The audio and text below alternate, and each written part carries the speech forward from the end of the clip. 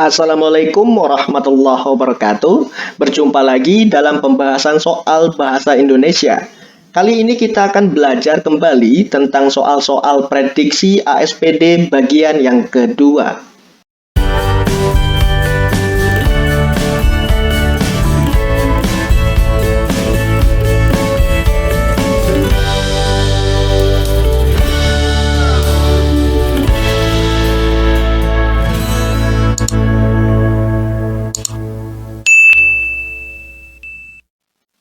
Langsung saja kita bahas soal nomor 13.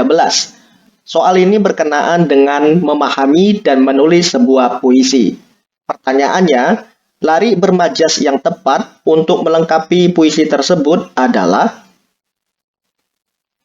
Ya, untuk soal ini jawabannya adalah yang C, membelai jari-jari kaki.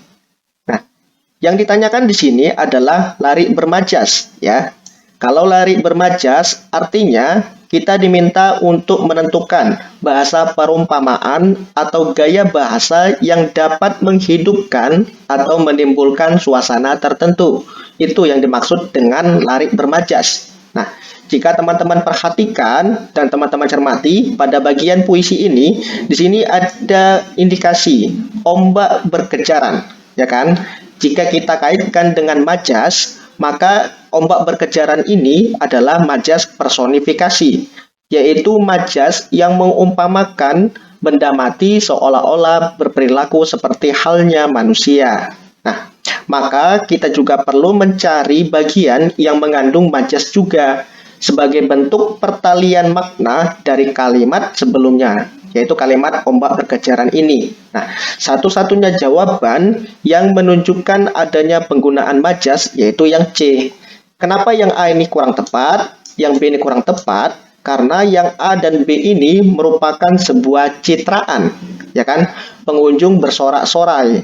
Ini citraan pendengaran. Kemudian nelayan pun menepi. Ini citraan penglihatan. Yang D ini juga sama, yaitu citraan. Ini mengarah kepada citraan rabaan. Ya, satu-satunya opsi yang mengandung majas yaitu C, membelai jari-jari kaki. Selanjutnya soal nomor 14. Yang ditanyakan adalah tema puisi tersebut adalah, ya, di sini yang ditanyakan adalah tema puisi. Kita pahami dulu bahwa tema adalah ide pokok sebuah puisi. Dalam puisi tersebut kita perlu mencermati setiap baris-baris baitnya atau setiap kata-katanya. Terkadang dari kata-kata itulah kita dapat menemukan tema sebuah puisi. Untuk soal ini jawabannya adalah yang A, pengorbanan pahlawan. Ya, kenapa yang A? Mari kita identifikasi puisinya. Coba dicermati di sini. Di sini ada kata-kata yang mengarah kepada bentuk pengorbanan, detik-detik penuh dengan ancaman. Kemudian mata tombak yang selalu mengintai, ya kan? Mengucurkan darah deras, ya kan? Kemudian tak kenal senjata, tak kenal mati, ya kan? Hal ini kan mengindikasikan bahwa kata-kata ini sebagai bentuk perjuangan tanpa rasa takut untuk membela tanah air atau perjuangan tadi. Dengan demikian, kata-kata ini mengindikasikan bentuk pengorbanan yang dilakukan oleh seorang pahlawan. Otomatis jawabannya adalah yang A, yang lebih tepat.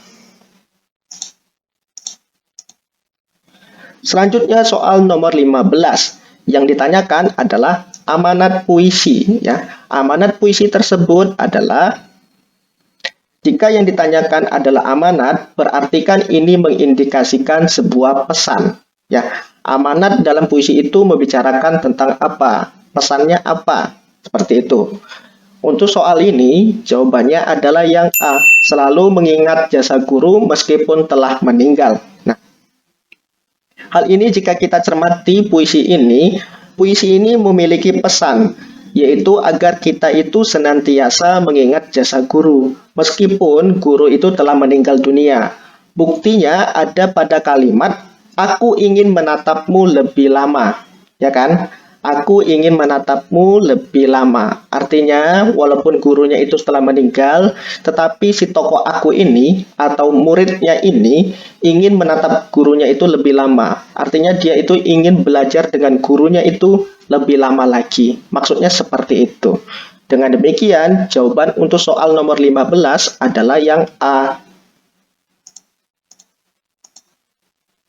Selanjutnya, soal nomor 16. Soal nomor 16 ini berkenaan dengan memahami dan menulis prosa. Ya, pertanyaannya, latar dalam kutipan cerpen tersebut adalah yang ditanyakan adalah latar. Ya, kita ketahui bahwa latar itu ada 3. Ada latar waktu, ada latar tempat, dan ada latar sosial. Kita lihat di sini ke semua opsinya ini mengarah kepada latar waktu ya. Tinggal kita cari di bacaan ini manakah di antara kalimat-kalimat ini yang menunjukkan penggunaan latar waktu.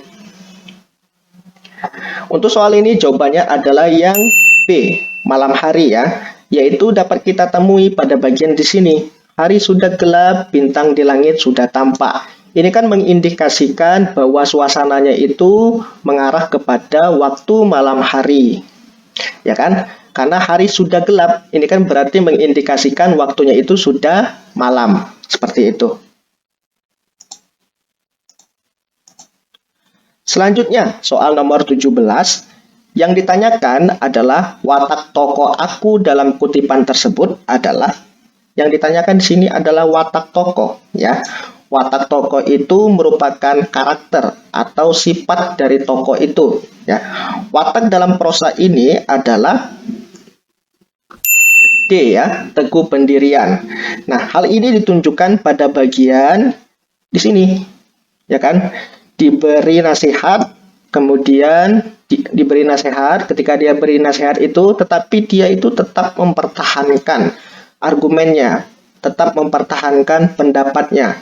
Jadi seperti itu. Jadi dia itu berpendirian teguh dengan apa yang ia yakini. Walaupun sebenarnya keyakinannya itu tidak 100% benar dan diterima oleh orang lain. Dengan demikian, soal nomor 17 ini jawabannya adalah yang D, teguh pendirian.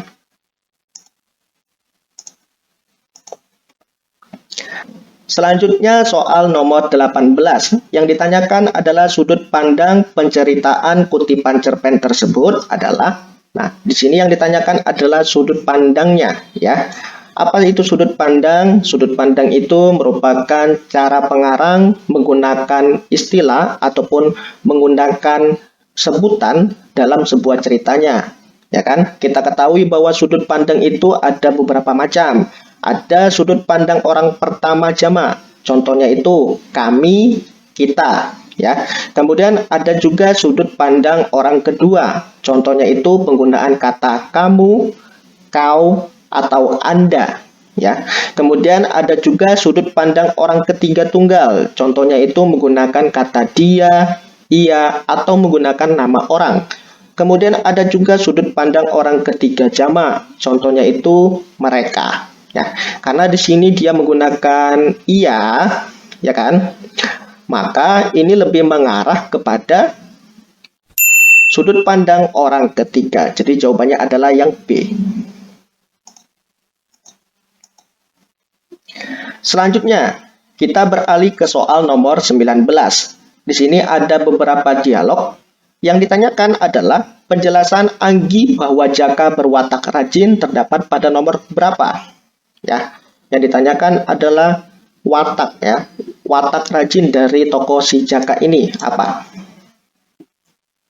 Untuk soal 19 ini jawabannya adalah yang D, terletak pada kalimat nomor 4 ini ya.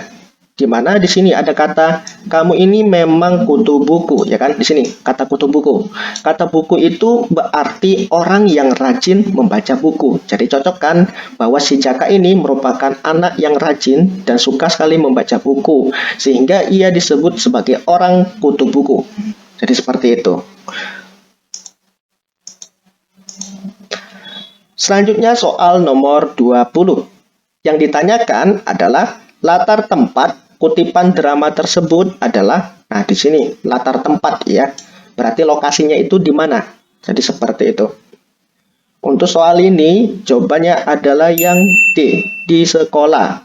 Hal ini dapat kita temukan dari dialog ini, yaitu terdapat pada pernyataan Rini yang mengajak Mega untuk meminta izin ke guru piket.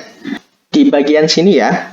Nah, di bagian ini kita dapat menemukan bahwa sebenarnya Rini itu ingin mengajak si Mega itu untuk izin ke guru piket. Dan kita ketahui bahwa guru piket itu dapat kita jumpai di sekolah. Otomatis soal nomor 20 ini latarnya adalah di sekolah.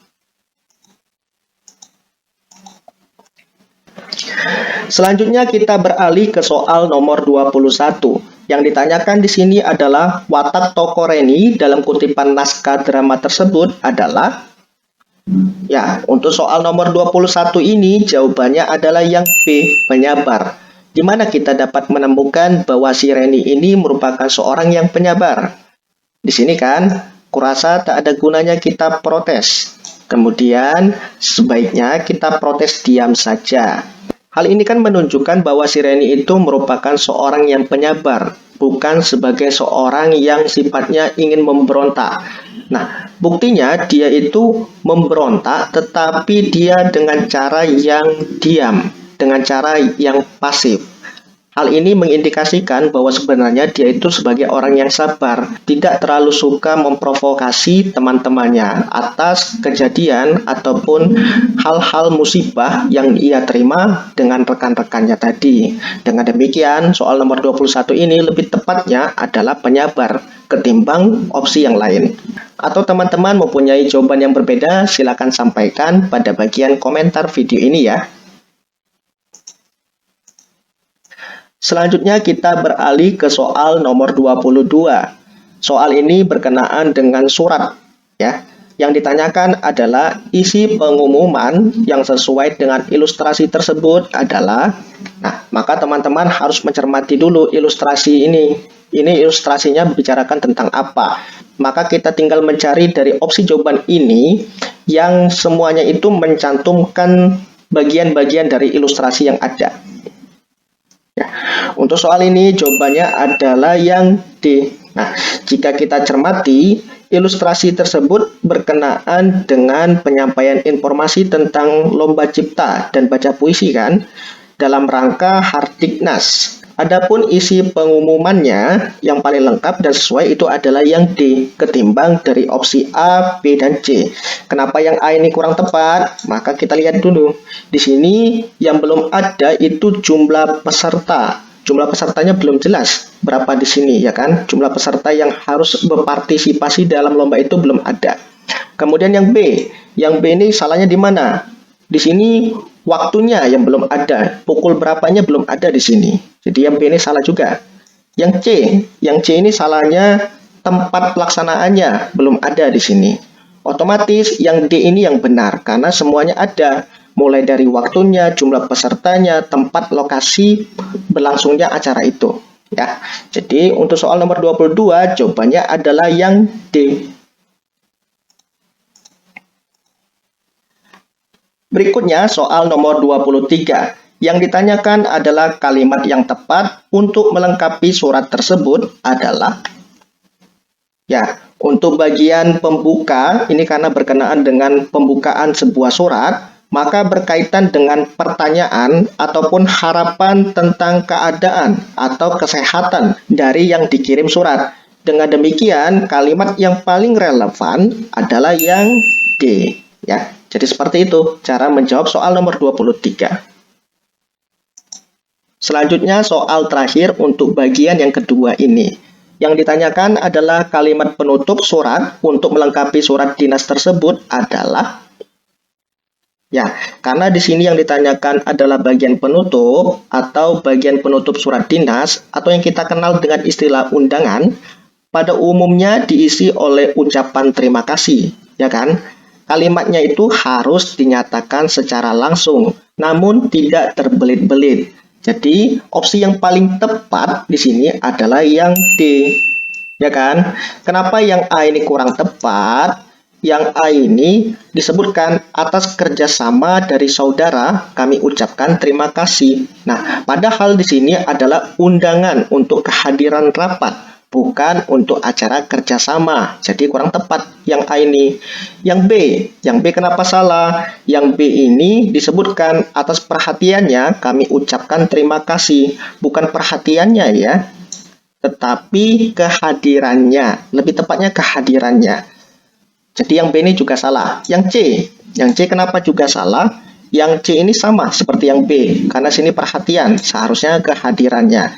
Satu-satunya jawaban yang tepat adalah yang D. Ya, jadi itulah pembahasan terkait dengan soal prediksi bagian yang kedua. Jika ada kesalahan dalam pembahasan ini, saya mohon maaf, dan kita ketemu lagi dalam pembahasan soal-soal berikutnya. Saya akhiri, wassalamualaikum warahmatullahi wabarakatuh.